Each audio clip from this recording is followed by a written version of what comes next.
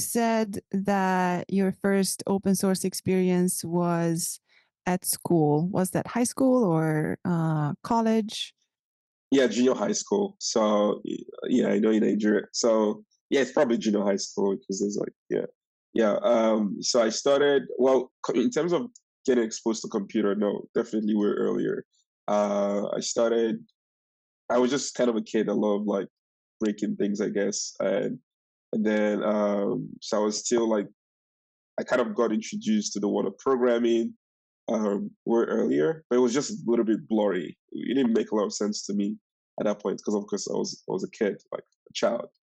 And then when I got into high school, then I got exposed to the One Laptop Per Child project, which people call the EXO machine. It was 100% written in Python. It was some part of it written in Python, and then it was obviously like run by Sugar desktop environment, which was a flavor of the Linux distro. At some point, they eventually got Fedora in, but I think at the beginning stage, it was a very interesting tool. I would say out of frustration and trying to get things to run, that got me involved in programming and that got me excited about open source. I think the first thing I did was when I was trying to run, obviously for people that are in Europe and non-Americans, we call it football, not soccer. Yeah. So I'm a huge fan of football. I love playing games. My first attempt was to try to get a game from the Windows operating system to my computer. Obviously, it didn't work because it's a different operating system, which I learned the hard way. And so try to understand how that worked got me to figure out.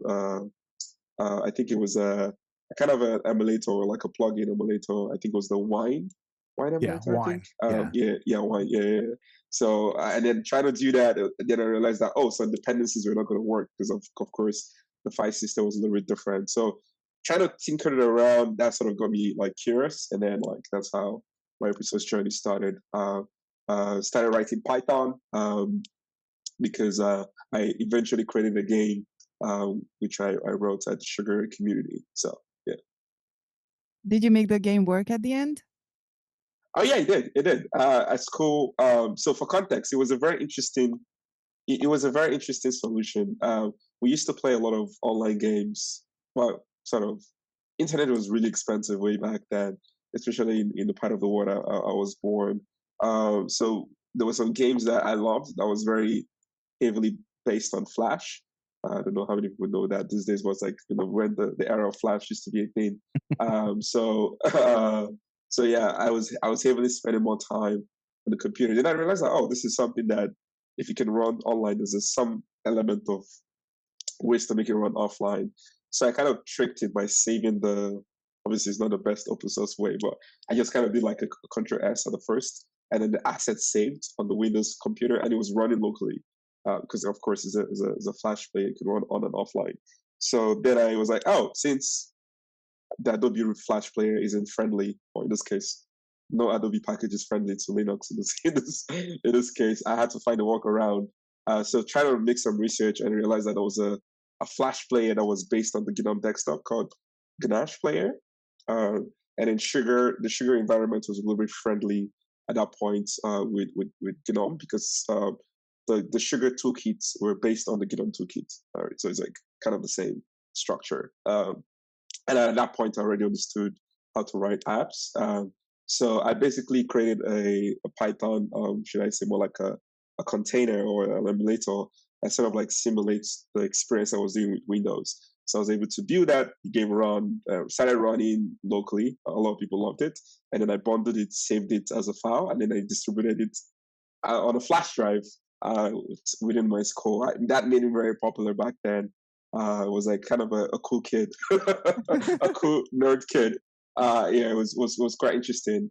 And then I realized that this is interesting. Like this was one of the games that I would say would affect a lot of like kids. And then I went to the Sugar community and say, hey, I don't know if this is the best open source tool in terms of license, because I mean, what would I think I was like probably like 12. What would a 12-year-old know about open source license, right? It was a little bit crazy. So I'm pretty sure the license part was garbage. Yeah, but basically, I was able to, I think, get a GitHub account. No, earlier I got a GitHub account then, and then I was able to post it on GitHub, and then build